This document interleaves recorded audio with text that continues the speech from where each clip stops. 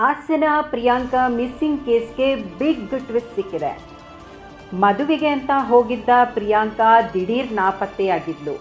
ಅದರಲ್ಲೂ ಕೆರೆಯ ಬಳಿ ದೊರೆತ ಆಕೆಯ ಬಟ್ಟೆ, ಒಳ ಉಡುಪು, ಚಪ್ಪಲಿ, ಬ್ಯಾಗ್ ಹಾಗೂ ವೈಯಕ್ತಿಕ ವಸ್ತುಗಳು ಸಾಕಷ್ಟು ಅನುಮಾನಗಳಿಗೆ ಕಾರಣವಾಗಿತ್ತು. ರೇಪ್ ಹಾಗೂ ಮರ್ಡರ್ ಆಗಿರ್ಬೋದು ಅಂತ ಆರೋಪಿಸಲಾಗಿತ್ತು. ಈಗ ಇದೇ ಪ್ರಕರಣಕ್ಕೆ ಒಂದು ಬಿಗ್ ಟ್ವಿಸ್ಟ್ ಸಿಕ್ಕಿದೆ.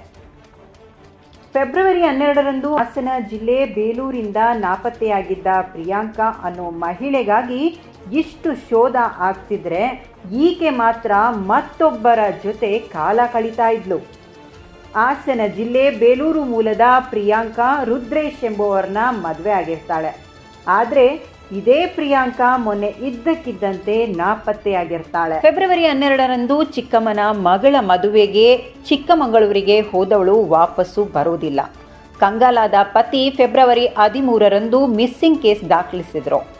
ಪೊಲೀಸರು ಹುಡುಕಾಟ ಆರಂಭಿಸುವಾಗಲೇ ಹಾಸನ ತಾಲೂಕಿನ ಕಲ್ಕೆರೆ ಬಳಿ ಪ್ರಿಯಾಂಕಾ ಅವರ ಒಳ ಉಡುಪು, ವ್ಯಾನಿಟಿ ಬ್ಯಾಗ್, ಚಪ್ಪಲಿ, ಐಡಿ ಕಾರ್ಡ್ ಬಿಸಾಕಿ ಎಸ್ಕೇಪ್ ಆಗಿದ್ಲು. ಕೆರೆ ಪಕ್ಕದಲ್ಲೇ ಇಷ್ಟೆಲ್ಲ ಪತ್ತೆಯಾದ ಮೇಲೆ ಸಂಬಂಧಿಕರೆಲ್ಲ ಶಾಕ್ ಆಗಿದ್ರು. ರೇಪ್ ಆ್ಯಂಡ್ ಮರ್ಡರ್ ಆಗಿರ್ಬೋದು ಅಂತ ಆರೋಪಿಸಿದ್ರು. ಮದುವೆಗೆ ಅಂತ ಹೋಗಿದ್ದ ಪ್ರಿಯಾಂಕಾ ಬರೋಬ್ಬರಿ 20 ಲಕ್ಷದ ಆಭರಣವನ್ನು ಧರಿಸಿದ್ಲು. ಹೀಗಾಗಿ ಆಭರಣಕ್ಕಾಗಿ ಕೊಲೆ ನಡೆದಿರಬಹುದು ಅನ್ನೋ ಅನುಮಾನ ಕೂಡ ಇತ್ತು. ಕೆರೆ ಪಕ್ಕ ಬಟ್ಟೆ ಸಿಕ್ಕಿದಂತೆ ಕೆರೆಯಲ್ಲಿ ಶೋಧ ನಡೆಸಲಾಗಿತ್ತು. ಇದರ ನಡುವೆ ಪೊಲೀಸರು ಸಿಸಿಟಿವಿ ಪರಿಶೀಲನೆ ನಡೆಸುತ್ತಿದ್ದಂತೆ ಬೇರೊಬ್ಬನ ಜೊತೆ ಬೈಕ್ ಏರಿ ಹೋಗುತ್ತಿರುವುದು ಕಂಡುಬಂದಿದೆ. ಆಗಲೇ ಆಕೆಯ ಕಳ್ಳಾಟ ಬಯಲಾಗಿದೆ. ಮೊಬೈಲ್ ಜಾಡು ಹಿಡಿದು ಕುಣಿಗಲ್ ತಾಲೂಕಿನ ಗೊಟ್ಟಿಗೆರೆ ಗ್ರಾಮಕ್ಕೆ ಬಂದ ಪೊಲೀಸರು ನಿನ್ನೆ ರಾತ್ರಿ ಡೇವಿಡ್ ಮನೆ ಬಾಗಿಲು ಬಡಿದ್ರು. ಡೇವಿಡ್ ಮನೆ ಬಾಗಿಲು ಓಪನ್ ಆಗ್ತಿದ್ದಂತೆ ಪೊಲೀಸರೇ ಶಾಕ್ ಆಗಿದ್ರು.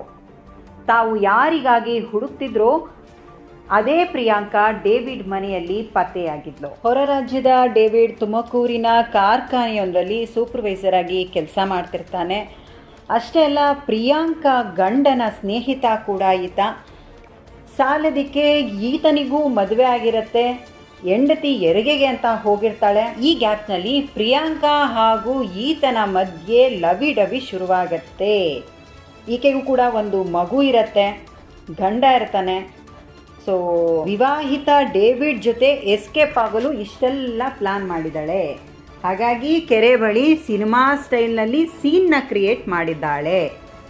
ಸದ್ಯಕ್ಕೆ ಪೊಲೀಸರು ಪ್ರಿಯಾಂಕಾ ಹಾಗೂ ಆಕೆಯ ಪ್ರಿಯಕರನನ್ನ ವಿಚಾರಣೆ ಮಾಡ್ತಿದ್ದಾರೆ. 3 ಗಂಟೆಗಳ ಕಾಲ ವಿಚಾರಣೆ ನಡೆಸಿ ಡೇವಿಡ್ನ ಬಿಟ್ಟು ಕಳಿಸಿದ್ದಾರೆ. ಪೊಲೀಸ್ ಅಧಿಕಾರಿಗಳು ಡೇವಿಡ್ನ ಕೂಡ ವಿಚಾರಣೆ ಮಾಡ್ತಾ ಇದ್ರು. ಏನಾಯ್ತು, ಎಲ್ಲಾಯ್ತು, ಯಾಕಾಯ್ತು, ಏನು ಮಾಡ್ತಿದ್ರಿ, ನೀವಿಬ್ರು ಸೇರಿನೇ ಪ್ಲಾನ್ ಮಾಡಿದ್ರ, ಹೀಗೆ ಸಾಕಷ್ಟು ರೀತಿ ವಿಚಾರಣೆ ನಡೆಸಿದ್ದಾರೆ.